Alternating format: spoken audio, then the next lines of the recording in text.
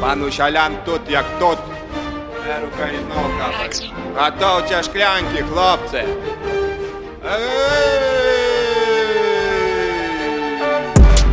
Еду зраню в лес и беру с собой бочки бляханы с чистою водой. Выгнал новую ставку, это самогон. Еще раз про систему, это пирогон. Еду зраню в лес и беру с собой бочки бляханы с чистою водой. Выгнал новую ставку, это самогон. Гляньте в бляханы, а лишь чистый он. Расчиняю брагу и рубаю дровы. Мені дыму по-любому сухостой сосновый.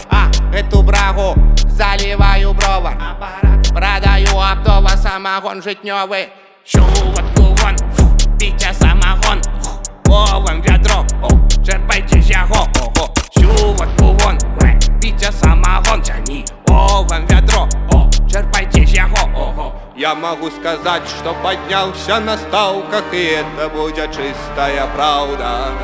А пан Ущалян уже стал популярный, пришло наконец лето хайпа. Лайки, комменты, просмотры, подписки, как знать, что будет завтра. Быстрее лети по ссылке в описании, подпишись на все аккаунты прямо зараз, а я промою бочки от браги. Еду зраню в лес и беру с собой бочки бляханы с чистою водой. Выгнал новую ставку, это самогон. Еще раз про систему, это пирогон. Еду зраню в лес и беру с собой бочки бляханы с чистою водой. Выгнал новую ставку, это самогон. Гляньте в бляханы, а лишь чистый он.